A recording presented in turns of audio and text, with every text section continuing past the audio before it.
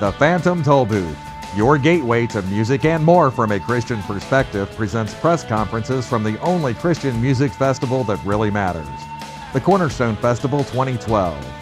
Sit back, relax, and you will hear from some of the most fascinating, intriguing, and sometimes controversial musicians, authors, and organizations around. Tollbooth.org. Slow down and have your change ready. It's smash hit from beginning to end. We're going to have 11 singles. It's going to be just like Thriller.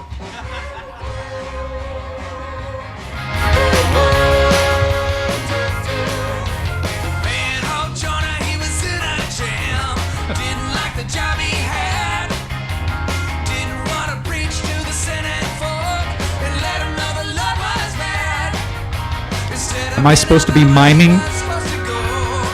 Should I be miming? Like on American Bandstand? Unless you're the Newsboys. I've seen that show.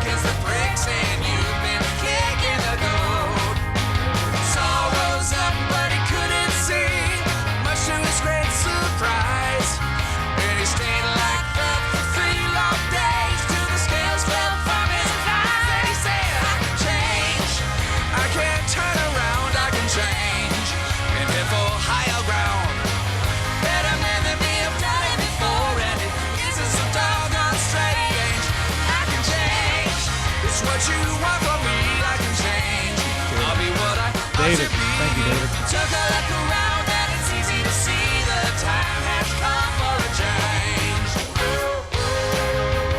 Young Miss Solomon is dancing exceptionally well.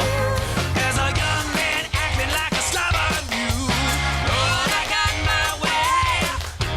Set my jaw and made my mind to keep it till my dying day. I learned a few hard lessons. Now it is like American Bandstand. I can be here miming while people are dancing in front of the camera. I'll give it a 93 because you can dance to it.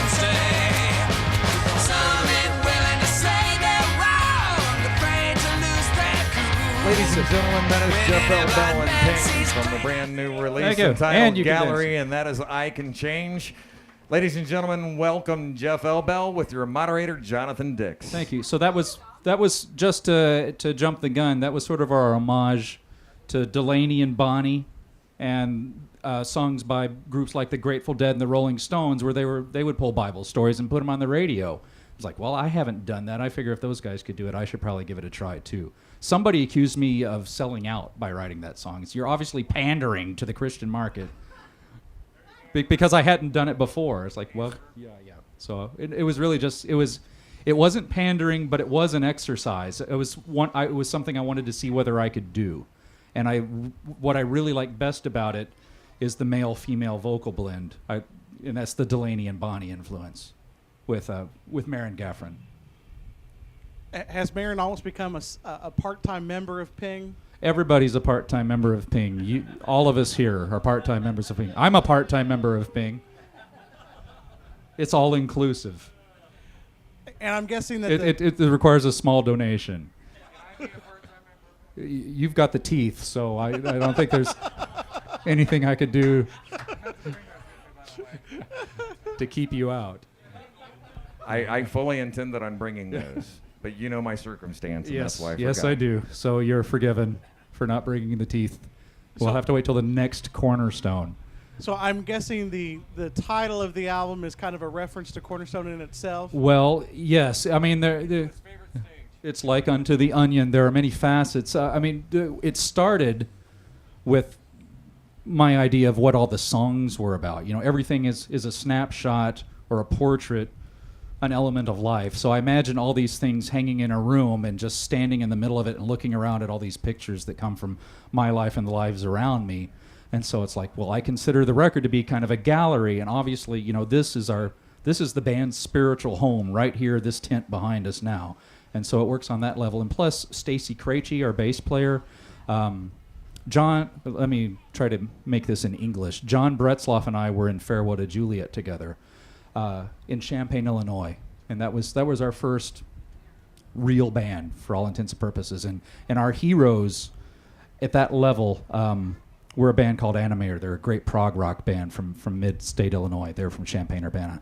And Stacy Krejci from Animator now plays with us. And Animator's only record that came out in 1990 was called Gallery. So we basically stole the name from them. And so I like arrows into the name from 3 different directions or so.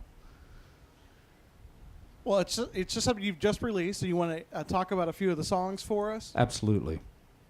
Should I interview myself? That'd be very David Byrne. Did he? What was his first question?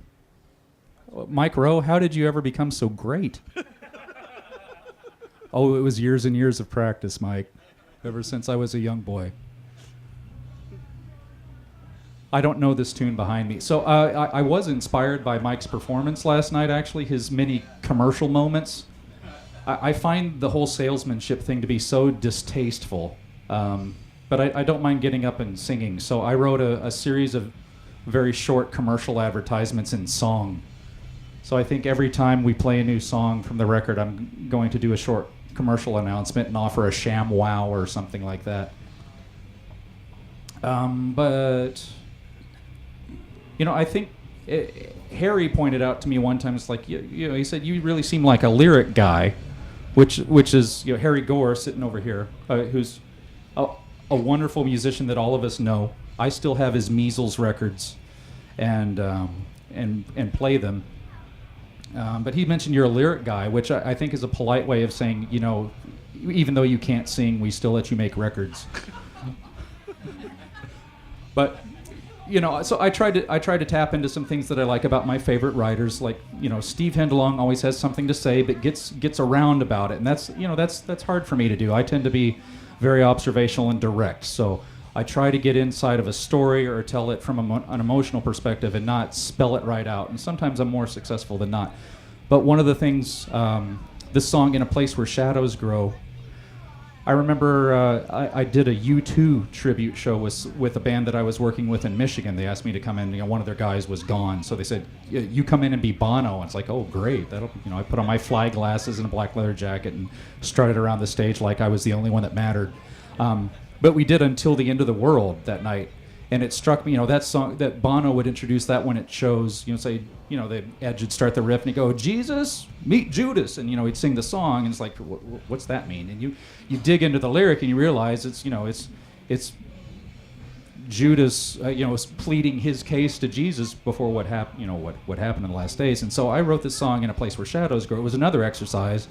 I was trying to put myself in the shoes of St. Peter, and imagining what that would have been like to deny Christ and wonder if you could ever be forgiven for such a thing, or, perhaps even more poignantly, could you ever forgive yourself for such a thing? So, there's things like that going on in the record. I Can Change, I mentioned that was kind of a Sunday school song. We've got story of Jonah, story of Saul on the road to Damascus, and then kind of turning it back on myself and trying to be open to becoming a better person or growing in the way that God wants you to go, and refining your spirit and your intellect. What else? And then we've got goofy songs like Make Sure Your Eyes Are Fine, which is, John and I did this once before where I accused John of playing a solo badly in the previous song, and he, I'm talking about John Bretzloff and the band. He turned to me and said, Jeff, you might not want to worry about the speck in my eye before you take care of the plank in your own eye. So that that's where that song is, and it's sort of an old school Jay Giles band style Detroit soul riff, and that one's a lot of fun to play. I know you try to have a few novelty songs sometimes, like your Bark Along with Cody, or is there anything on the album in that fashion? I was asked in a very derisive fashion a couple of weeks ago whether there was any barking on this record, and I went, no. Oh yeah, there is. There is actually barking in one song. So yeah, there's I Forget is the song on this record that my wife likes so much because it's where I prove her to be 100% right when she accuses me of never remembering anything that she told me I needed to do for her.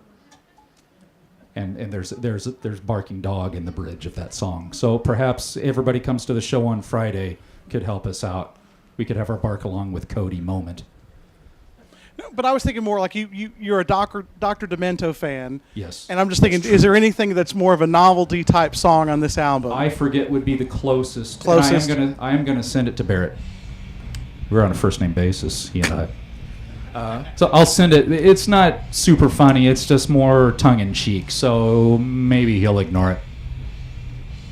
But I'll try it. But that'd be the closest. But that's the whole Ping vibe. In the Farewell to Juliet and Sunny Day Roses days, I was really trying to be, Steve Hindalong or Pete Townsend or the serious side of Terry, really trying to be a serious artist. And from the word go, except for the record everybody asks about, Meet Your Maker, which hasn't been finished, that one is kind of a Farewell to Juliet style record. It's a concept record. It's based on Matthew 6:34, and it just explores one character, and it's very, deep and brooding and serious. Everything since then has been, drop the pretense, and I'm about as big a goofball as anybody will find. So it's like, well, go with what you know. It be you. So I try for this material to be true to myself. So whatever stupidity, geekiness, dorkiness you can find in the record is drawn from real life. I did want to say, if anybody has any questions, you're welcome to come up and grab the mic. Or if you know any answers, you should feel free to grab the mic. If you want to rebut something that he's already said. Yeah. Do you know anything that I've said to be untrue? No, I don't know. Are you challenging? Necessarily to be untrue, but I'm thinking that perhaps Harry might like to chime in on what you said about him earlier.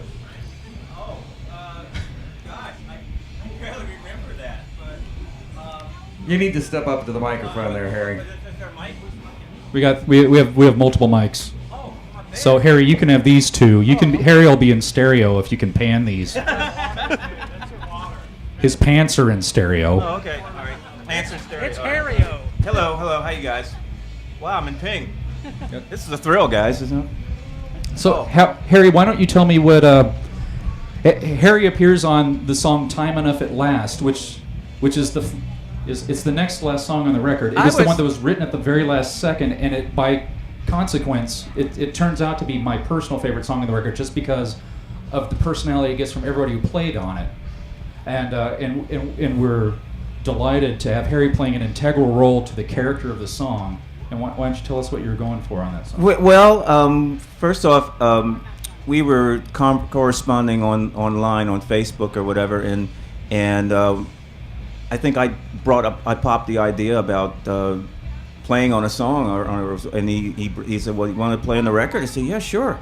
So he sent me the song. It was sort of a rough draft of it, I guess. Would you say? Kind of a rough shape of a jangly pop song. Yeah, and I listened to it and I said, "This sounds like a George Harrison kind of slide thing," and so I went to a friend of mine's house. She had a home studio, and I put my idea down. I just laid down like 3 slide guitars, overdubbed those, and tried to do my best George Harrison.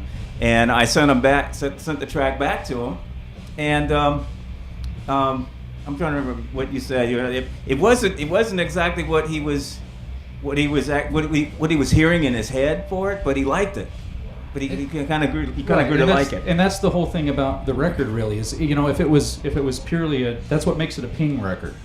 is ideas that come from other people who play in the groups. Like, I wasn't thinking that at all, but now that you present it, it's like, now I hear how that makes it sound like an us project instead of a me project. Yeah. And so that's the beautiful thing about this. So my dearest friends and shape the sound of the record. And when he finally, finished it and all that, he edited some of the parts that I played on it.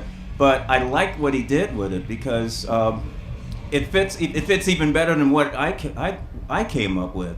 I was just, I guess, for the track, I was really trying to be, as creative as possible, I guess, or at least trying to play it the way I think George Harrison would have done it. But you'll hear it in there. It's not gonna be like totally overtaking the whole song, but it is definitely fits the track as a whole. And so I like what he came up with. As a matter of fact, I was going like, why didn't I think of that? I should have chopped it up a little bit. Yeah, I really think we got the essence of the idea, and what it does is it sets the entire character of the song. I mean, it creates the vibe of the song. Without Harry's part, the song would have an entirely different characteristic to it. And plus, it makes it sound like there are 4 other singers in the chorus. And so it's a cool thing to be able to collaborate that way. And if I can't, we're like I've said before, Ping is the world's greatest imaginary rock and roll band. So you get these parts coming in from all directions and try to make it sound like the group was really built in one room, and that's how the songs were played down. That's how the arrangements are structured and mixed.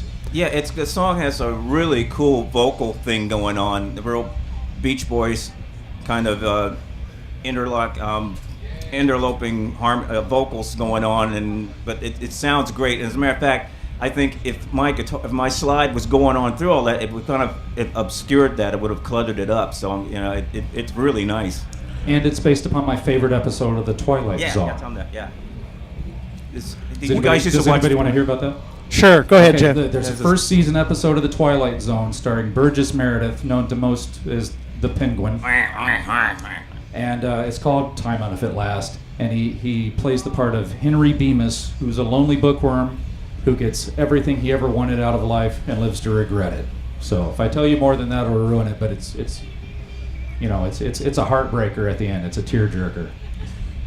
Speaking of you collaborating over Facebook, how much time, or when you're recording this album, how much time are you actually with other band members, or is most of it happening online? Are they contributing their parts from a distance, or are they able to visit you and do some recording? By necessity, there's a little bit of everything, but other than me, it was always collaborative with the other players. And for me, it was a long distance thing because I'm from Richmond, Virginia. So he sent me the track, and I put my part on it here in Richmond and put it back through the miracle of the internet. Right. With Harry, actually, the greatest level of trust, blind trust, laid out was with Harry. Harry and I discussed the song, where it was going to go and what we might try to do with it, and then he just got the tracks.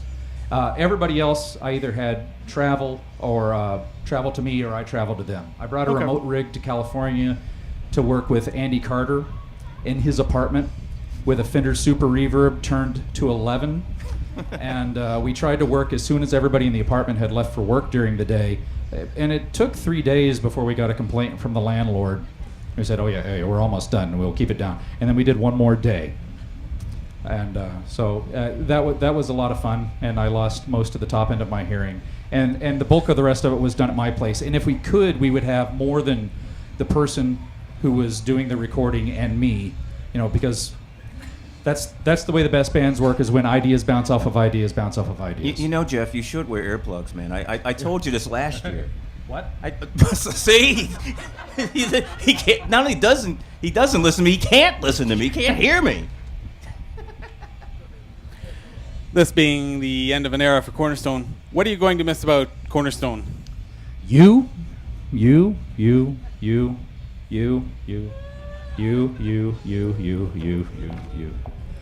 Everybody. I'm gonna miss all the people. I don't know what it's probably. We're all going to say the same thing. Nobody's going to know what to do with themselves next year, the 4th of July. I mean, I never really wanted to go downtown and watch the fireworks. I wanted to be here helping make fireworks. So I'm thinking I'm just going to go sit over there with my guitar next summer for 45 minutes and then go drive home. No, it's, I've been coming here. I've missed 1 year since 1992. Who's in this room that was in there at 1984? Anybody? Do we have anybody here that's been to all of them? Yeah. Dan thinks about all of them. But I've been here this is my 20th Cornerstone, and if I have a story to tell at the end of the road, Cornerstone's going to be essential to it. It's going to be elemental to the story of my life, and probably a lot of people here can say the same thing. I'm going to miss it desperately. So, I love being here. I love all the people that I'm surrounded by here. I love not having to do that much rocket science while I'm here. This is an ideal situation for me, just like it's an ideal situation for a lot of people. With all the dirt and bug chewing involved, it's still the best place I know. What was your favorite cover song that Ping ever did here? Oh, wow. Well, the one we're going to do tomorrow, which is true. And if I tell you, I'll ruin it. But it won't make much of a podcast. Second favorite. Okay, then. second favorite cover. Probably something that Kodoff wrote. Jeffrey Kodoff and Mike Rowe are sitting there. But my guitar tech, Mike Rowe, are sitting in the van behind the booth. I really enjoyed playing a Kinks song at Cornerstone. That was a special deal for me. Oh yeah. That was pretty cool. We've also done Spinal Tap here. We did what did we do? We did all the way home in the acoustic tent 10 years ago. Trying to think of what else. I would have to say Spinal Tap and the Kinks would have to cover. And of course, we did a Grateful Dead song 2 years ago. We did Samson and Delilah. So yeah, I've definitely enjoyed being able to throw in a couple of covers. But the one we're going to do tomorrow is might make me cry. Good tears. So I hope everybody will come and hear it. And I think it'll tap a nerve. A sentimental nerve for a lot of people. It was nice doing Not Over Coffee. Here, we did Not Over Coffee, right? Yes, we did. So, Mark Hurd's last year here was my first year here. And really, the festival was my introduction to anything that Mark Hurd did. So, yeah, the covers are chosen very carefully. And they all mean something to me or the band collectively. So, yeah, that's a good question. Linda, how are we doing on time? Are we? Is Mike late yet? Yeah. Okay. I'm sure they are. Okay. Well all right. Well, so do you have another question? Or do you want to? We want to pick another song we can kind of play as we pack up. And yeah, Mike's here. Mike and Jeff are here. We're out of time. Okay. Okay. All right. Well, we should go about another 10 minutes. They can afford to wait. Yeah. But I would like to let you all know that this record cost me about $50,000 to make, and we didn't do Kickstarter. So if any of you are media representatives and can tell people about it, it's a tremendous help. We'd very much like to actually break even, and my wife would especially like me to break even on this record. It is a lot of fun. We're very proud of it. It's fun for the whole family. It's the most spiritually focused music I've done, so I feel bad trying to sell it in that light. But I'll offer a money back guarantee on it. It's good, wholesome, fun rock and roll. It's the toppermost of the poppermost. Absolutely, if I say so it's myself. the poppiest like thing it. we've done. So what else about this record? That's it. Just come hear about half of it tomorrow at the set. We'll have a good time. I had something else relevant to say, but I forgot it because Mike Rowe is staring me down. Well, do we want to play another song? Maybe we should play Time Enough at Last Don't with tell Harry. me. Okay. Well, play it. I guess play we it don't out. have We time. play us out. Well, if I can get Darren's laptop to cooperate, I most certainly would be happy to. However, doesn't want to respond. I could give you an example of the lyrics from one of my commercial Mike Rowe styled moments. Sure, go ahead. Okay, so they're all Real just quick. couplets, and one of them is let's see. I don't know what. There's a brand new Ping record with such a lovely cover. It will boost your grades at school and help to woo your lover. So there'll be things like that. Well, everyone, thank you to Jeff Elbel and Ping. Thanks everybody for coming. Thanks, Jeff. Thanks, Dan.